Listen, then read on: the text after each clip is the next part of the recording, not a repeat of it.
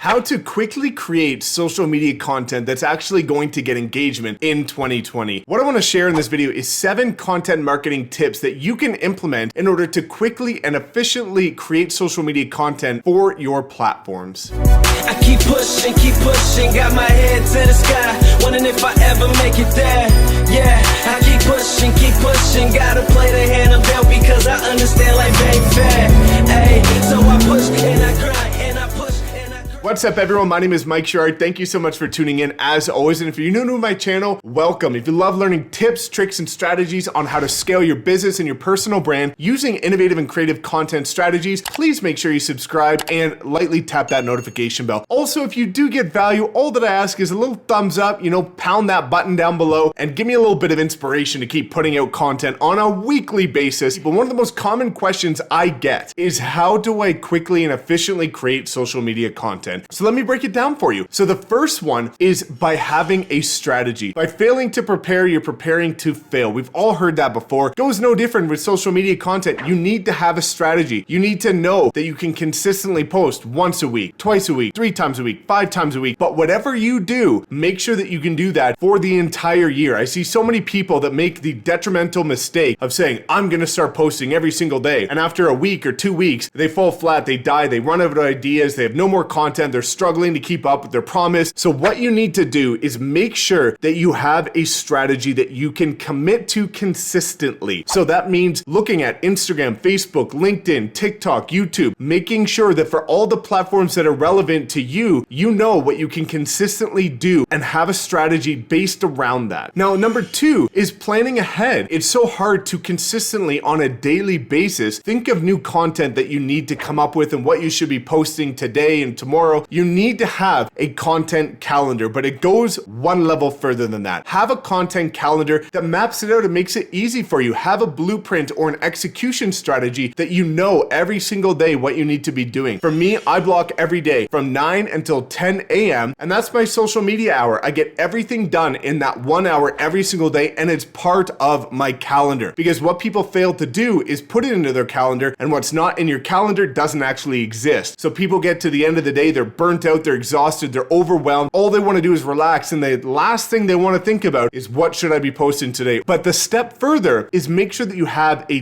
deadline. This not only relates to actually posting the content, but this relates to creating the content. So if you're creating YouTube videos, or you're doing a podcast, or you need to do photo shoots, have a deadline. Look back when you were in university or high school, you had deadlines, and if you didn't meet the deadline, you failed. The problem with being in entrepreneurship or in business is the fact that if you miss that deadline, you're your own boss, so nothing happens, and you continue to delay it over and over and over and over again. You need to make sure that you set your own deadlines, so that way, if you say, I need to create this batch of 4 videos for the next month by this Sunday, you actually do it this Sunday. And that's going to help you stay accountable to yourself, and it's also going to help with your content strategy to make sure that you do have enough content to consistently post. Number 3, keep an idea bank. This is something super advantageous. It's going to help you alleviate some of the stress and the overwhelmed feeling of having to put out new, fresh, engaging content on that consistent basis. By keeping an idea bank, you know exactly what content you can put out for the next 6 months. I've got Word documents on my computer that show me the exact videos and content that I should be putting out for the next 6 months. Now, of course, new relevant topics come up that you need to create content in order to leverage new trends or new technology that comes into play or anything that affects your business. But at least if you keep an idea bank, you're not running around like a chicken with its head cut off trying to come up with new ideas. How do you come up with ideas? Let me share a couple of examples for that. If you're creating YouTube content, YouTube's one of the best places to go find new content. What I personally do is I look at some of the competitors or other people in my space, go to their platforms, go to their channels, simply filter by most viewed videos, and what that's going to do is that's going to be a proven resource for you to show what has already been vetted by the market to be in demand. Because if their content's getting a lot of views, and if you put on something similar, maybe with better tags, better title, better description, better thumbnail, you can leverage and kind of steal some of their audience from them because they've already proven to be engaging with that type of content. Another thing that you can be doing is leverage Instagram. Post on your Instagram story. What are you struggling with right now? What is your biggest limiting belief? What is holding you back from achieving what you want in 2020? And what you're going to realize is your audience is going to give you the exact answers that they they want to know. And because they're already in your audience and they already like, know, and trust you, when you do put out that content, they are going to engage with it. Also, people love to know that they are being listened to and that they are being heard. So if you put out content that people are actually asking for from your audience, they're a lot more likely to engage with it, share it, things like that. The other tip is to use things like keywords everywhere in Quora. If you use keywords everywhere, it's a simple Chrome extension. And what that does is whenever you type in a search phrase, for example, how to get in shape in 2020, if you're a fitness coach, what it's going to do on the right-hand side of Google, it's going to show you the exact search terms ranked by most search to least search that people are actually searching for related to the topic you typed in on Google. And what that's going to do is it's going to give you a whole slew of ideas of exactly what is proven to be searched for by people on Google. And that way, if you put out some content related to that with that search phrase in your YouTube title or in your content, then you're going to start ranking for it as well. Quora is another good one, Quora. And what Quora is going to do is it's a question platform. It's a website online where people simply ask questions and then others give their answers. This makes it incredibly easy for you because not only do you get to see what people are asking, you get to see some very great, thorough answers. So all you have to do is turn that written answer into a video and bang, you've got a great video topic that people are engaging with because they've already proven to be looking for that answer. Number 4, focus on one piece of content and then repurpose it. So if you look at a lot of people that are struggling with social media, they're creating one post for Instagram, one for YouTube, one for Facebook, one for LinkedIn, and they're creating all of these individual pieces of content and they struggle to keep up with it because it does become overwhelming very quickly when you're trying to manage all of these relevant social media platforms that you do need to be on, but you need to repurpose your content. Focus on creating a pillar piece of content, maybe a longer form YouTube video, and then from there, you can break it down into micro content, similar to what Gary Vee does. And what that's going to do is that's going to allow you to create one piece of content, and from that, you can create 24 to 64 other pieces of micro content that you can drip out over time. Now, if you do struggle with doing that, I own a business that does that for people. They simply just send us their raw, unedited video footage. We professionally manage it, edit it with all kinds of cool motion graphics, make it very engaging for your audience to increase your watch time, increase your engagement, and then we further repurpose it for every social media platform so that you can dive deep into creating impact, influence, and income from each one of those social media platforms. But that's the best thing you can do in order to leverage your time so that you're not constantly going out trying to create new pieces of content for every platform that you want to have a presence on. Number 5 is batching. Batch your content. For me, for all my videos, I create all of them on a Sunday afternoon. I block off like 4 hours and I just bang out all of my videos in those 4 hours. Now, why would you want to do that? One, you're already set up and you're in the mindset. So many people struggle to get in the mindset of creating new content and you're already set up. You've got your camera, you've got your lighting, you've got your ideas written down. You've got everything ready. Stop trying to do that one at a time because it takes so much time away from doing income producing activities for your business, like acquiring new clients, running new marketing, things like that. Everything that you're doing, batch it so that it's all done in one session and then you can just drip it out over time. Now, number 6, don't be afraid to go raw. And what I mean by that is don't be afraid to use this little millionaire marketing device right here, your cell phone. All you need is your cell phone. Some of the most engaging videos, the infamous Ty Lopez video, here in my garage with my Lamborghinis. Here in my garage, just bought this